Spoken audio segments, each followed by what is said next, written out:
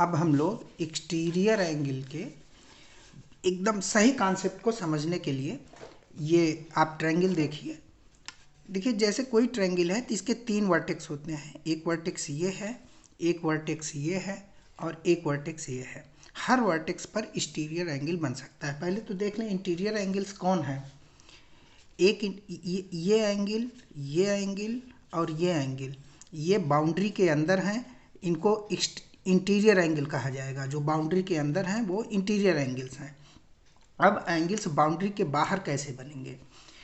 जैसे इस वर्टेक्स पे हमको बनाना है ये वर्टेक्स। इस वर्टेक्स से दो लाइनें जाती हैं। इस वर्टेक्स से एक लाइन ये है, एक लाइन ये है। किसी एक लाइन को बढ़ा दीजिए। जैसे ये लाइन को हमने एक्सटेंड कर दिया, ठीक है। तो अब ये जो हो गई एक्सटेंडेड लाइन हो गई और एक ये हमारी पुरानी लाइन है। इस वर्टेक्स पर दो लाइनें थी, एक ये थी एक ये थी। एक लाइन एक्सटेंड हो गई। इसी वर्टेक्स पे जो दूसरी लाइन अभी पड़ी है, तो ये दूसरी लाइन और पहली लाइन के बीच जो एंगल बनेगा यही होगा हमारा एक्सटीरियर एंगल, ठीक है। इसी तरह अगर आप चाहें तो एक और एक्सटीरियर एंगल इसी वर्टेक्स पर बन सकता है। कैसे बनेगा? इसको बंद कर देते हैं जिससे कन्फ्यूजन ना हो। देखिए इसको हमने बंद कर दिया। अब इसी वर्टेक्स पर हमको दूसरा एक्सटीरियर खींचना है अगर, तो आप क्या करेंगे? इस वर्टेक्स पर दो लाइनें हैं, इस लाइन को एक्सटेंड कर दीजिए। देखिए इस लाइन को एक्सटेंड कर दिया तो अब भी एक एक्सटेंडेड लाइन और ओरिजिनल जो ट्रायंगल की लाइन थी, यहाँ पर एक एक्सटीरियर एंगल बनेगा, ये भी एक्सटीरियर एंगल होगा। तो आपने ये देखा कि एक ही वर्टेक्स पर दो एक्सटीरियर एंगल बन सकते हैं। एक ही वर्टेक्स पर दो एक्सटीरियर एंगल बनेंगे। ये भी बनेगा और ये भी बनेगा और दोनों बराबर भी होंगे। क्यों बराबर होंगे? क्योंकि ये equally opposite, vertically opposite angles हैं। जब दो लाइनें क्रॉस करती हैं तो आमने सामने के एंगल बराबर होते हैं। तो यानी एक वर्टेक्स पर दो एक्सटीरियर एंगल बनेंगे और दोनों एंगल बराबर होंगे। इसी तरह से अगर इस वर्टेक्स पर हमको एक्सटीरियर एंगल खींचना है तो इस वर्टेक्स पर दो साइडें हैं, तो किसी एक दो साइडें हैं, किसी एक साइड को आप एक्सटेंड कर देंगे।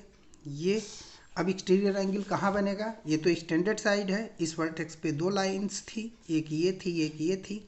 ये लाइन एक्सटेंड हुई तो इसके बीच जो बनेगा वो एक्सटीरियर एंगल ये होगा, ठीक है। इसी तरह से अगर इस पर दूसरा एक्सटीरियर एंगल बनाना हो तो दूसरी लाइन ये वाली है, इसको एक्सटेंड करेंगे, इसको एक्सटेंड करेंगे तो अब इसके बीच एक एक्सटीरियर एंगल बनेगा। मान लीजिए इसको कर दिया 1, तो ये हो गया एक्सटीरियर एंगल 2, ठीक है। इसी तरह इस पर ऊपर बनाना चाहें तो इस पर भी बन सकता है एक्सटीरियर एंगल। इसको बढ़ाएंगे तो एक एक्सटीरियर एंगल बनेगा, ठीक है। 3 मान लो, नाम कर दिया। अगर इसी वर्टेक्स पर इस लाइन को बढ़ाएंगे तो ये भी एक्सटीरियर एंगल हमारा बनेगा। तो आपने देख लिया कि हमारे 3 इंटीरियर एंगल्स हैं। ये देखिए ये इंटीरियर है, इंटीरियर एंगल है, ये भी इंटीरियर एंगल है, ये भी इंटीरियर एंगल है और ये हमारे 3 जो है एक्सटीरियर एंगल बनते हैं। तो आपने देखा कि 3 हमारे इंटीरियर एंगल्स होते हैं और 3 हमारे एक्सटीरियर एंगल्स होते हैं। लेकिन एक्सटीरियर एंगल्स दो साइड में होते हैं, होते तो बराबर हैं। जैसे एक्सटीरियर एंगल 1, एक्सटीरियर एंगल 2 और एक्सटीरियर एंगल 3। ये वाला इसके बराबर तो होगा, लेकिन ये वाला इसके बराबर हो ऐसा ज़रूरी नहीं है, क्योंकि ये तो डिपेंड करेगा इस पर। तो ये एक्सटीरियर एंगल अलग होगा, ये एक्सटीरियर एंगल अलग हो सकता है और ये एक्सटीरियर एंगल अलग हो सकता है।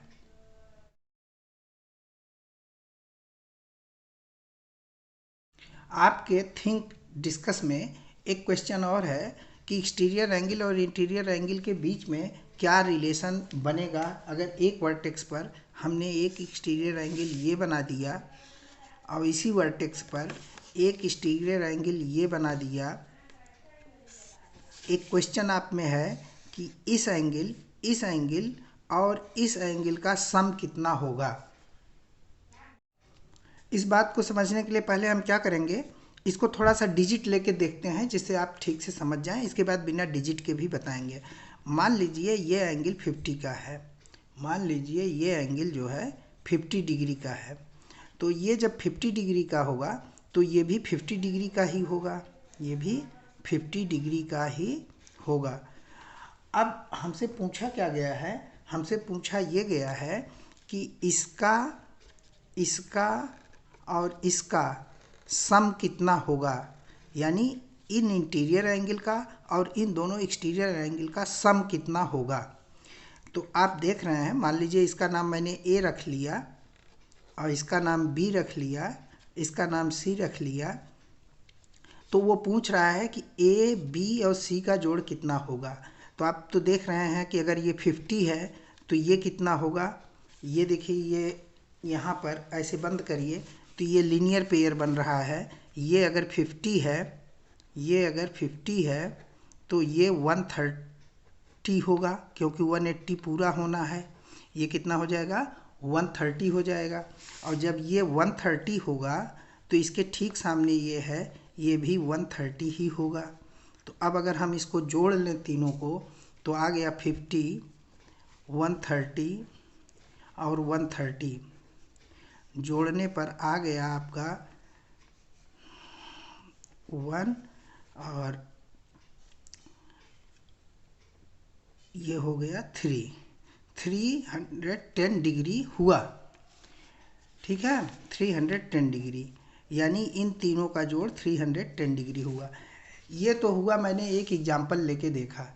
लेकिन अगर आप ध्यान से सोचें तो ये डायरेक्ट भी निकाला जा सकता था। कैसे निकाला जा सकता था, ऐसे कि ये चारों, अगर हम ये देखिए, अगर इतना हमें पता होता, ये हमको पता है ये 50 है तो ये 50 होगा। ये मैं अब आपको दूसरा तरीका बता रहा हूँ, दूसरा तरीका। पहले तरीके से टाइम लग रहा है, दूसरा तरीका ये है कि अगर कोई कह रहा है कि ये 50 है और इसका हमसे सम पूछ रहा है, इसको 50 बता रहा है, तो इसका मतलब क्या हुआ कि ये 50 है तो ये भी 50 होगा। हम 360 में चारों जोड़ते 360 आता, और 360 में से केवल ये वाला अगर निकाल दें, इतना हम निकाल दें, तो हमको यही पूछा है, ये पूछा है। तो 360 में से डायरेक्ट हम 50 निकाल दें तब भी आंसर आ जाता। तो दूसरा तरीका क्या है, 360 में से ये वाला इंटीरियर एंगल ही केवल हम घटा दें। तो घटा देंगे तो आ गया 310। ठीक है, यही आंसर आया जो यहाँ आ रहा था। तो इसके जिस कॉन्सेप्ट से भी आप चाहें अलग अलग निकाल के जोड़ें या डायरेक्ट 360 में से इसको हटा दें, तो इन तीनों का जोड़ आ जाएगा। अब ये देखिए क्या है, what can you say about each of interior opposite angles when exterior angle is a right angle and obtuse angle and acute angle. आइए इसको देखते हैं। हाँ, तो इसमें क्या था कि ये अगर एक्सटीरियर एंगल राइट एंगल हो तो एक्सटीरियर एंगल हमेशा जो है अपने सामने के इस वर्टेक्स पे बना है, तो इसके सामने ये दो वर्टेक्स पड़ी तो इन दोनों के सम के बराबर होता है। तो अगर ये एक्सटीरियर एंगल 90 है तो इसका मतलब कि इन दोनों इंटीरियर एंगल्स का जो सम होगा, इंटीरियर एंगल्स का जो सम होगा a प्लस बी, वो 90 होगा। ठीक है, दोनों इंटीरियर एंगल्स के बारे में पूछा है कैसा होगा, तो ये 90 होगा। ऐसे यहाँ पे देखिए, अब दूसरा क्वेश्चन जो था वो ये है कि अगर हमारा ये देखिए यहाँ पे एक्सटीरियर एंगल बन रहा है इस वर्टेक्स पर, तो इस वर्टेक्स पर ये एक्सटीरियर एंगल बन रहा है। एक्सटीरियर एंगल हमेशा अपने सामने के दो एंगलों के सम के बराबर होता है।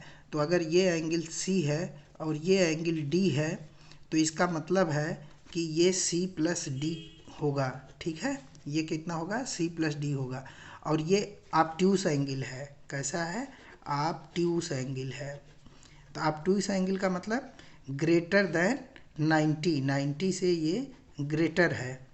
ठीक है, 90 से ये ग्रेटर एंगल है, तो इसका मतलब इन दोनों का जो जोड़ होगा वो C प्लस डी होगा, और C प्लस डी जो होगा वो बड़ा होगा किससे? 90 से। ये चिन्ह का मतलब समझते हैं, जिधर मुंह खुला रहे वो बड़ा होता है। इसका मतलब C प्लस डी बड़ा है, किससे बड़ा है? 90 से। अब आ जाइए इस पर, ये देखिए क्या है, ये कह रहा है कि अगर ये हमारा एक्यूट एंगल है, एक्यूट एंगल मीन्स 90 से कम एंगल को एक्यूट बोलते हैं। तो अगर ये हमारा, मान लीजिए ये ई है इस एंगल का नाम, और इस एंगल का नाम एफ है, तो हमेशा एक्सटीरियर, ये एक्सटीरियर एंगल हुआ ना, ये इस वर्टेक्स पे बना है, इस वर्टेक्स के सामने ये दो वर्टेक्स हैं, तो एक्सटीरियर एंगल जिस वर्टेक्स पे बनता है वो अपने सामने के दोनों वर्टेक्सों के इंटीरियर एंगल, इंटीरियर माने जो अंदर की तरफ बने हैं, उनके सम के बराबर होता है। तो इसका मतलब ये होगा ई प्लस एफ, और ये हमारा एंगल जो है 90 से कम है, यानी ई प्लस एफ जो होगा वो होगा 90 से कम। तो 90 से कम होने का मतलब कि अब 90 बड़ा होगा और ई प्लस एफ जो होगा वो कम होगा। ठीक है, ऐसे लिखा जा सकता है कि E plus F is less. देखिए इधर नोक है, जिधर नोक होती है वो लेस होता है, जिधर मुंह होता है वो बड़ा होता है। 90 बड़ा है, ई प्लस एफ छोटा है। इसी तरह इसको भी लिख सकते थे कि ए, यहाँ तो लिखा ही हुआ है। ठीक है, तो ये हो गया आपका। हाँ, यहाँ अब इस पर आते हैं, can exterior angle of A triangle be straight line. तो आइए इसको समझते हैं। यहाँ देखिए ये एक आपका ट्रायंगल है, और यहाँ ये पूछा गया है कि क्या ये जो कोई भी ट्रायंगल हो, क्या उसका जो एक्सटीरियर एंगल है वो 180 हो सकता है। अब हम जानते हैं कि एक्सटीरियर एंगल अपने सामने के, जैसे इस वर्टेक्स पे एक्सटीरियर बना है, तो अपने सामने के इस वर्टेक्स और इस वर्टेक्स पर इंटीरियर यानी जो बाउंड्री के अंदर है उनसे बने एंगल के सम के बराबर होता है। तो यानी ये एक्सटीरियर एंगल कितना होगा? ये एक्सटीरियर एंगल होगा ए प्लस बी के बराबर होगा। ठीक है, ए प्लस बी के बराबर होगा। तो क्या एक्सटीरियर कभी 180 हो सकता है? यानी अगर एक्सटीरियर को हम 180 रखते हैं तो इसका मतलब होगा कि ए प्लस बी बराबर 180। लेकिन किसी भी ट्रायंगल के दो एंगल ही सम करने पर 180 तो आएंगे नहीं, 3 एंगल होते हैं सम करने पर तब 180 आता है। यानी ए प्लस बी जो है कभी भी 180 नहीं हो सकता है। तो जब ए प्लस बी 180 नहीं हो सकता तो एक्सटीरियर एंगल भी 180 नहीं हो सकता है। ठीक है, ए प्लस बी जो है 180 नहीं हो सकते हैं, क्योंकि ये तो दो ही एंगल शामिल हुए, दो एंगल शामिल होके 180 नहीं हो सकते हैं। इसलिए एक्सटीरियर एंगल कभी 180 नहीं हो सकता।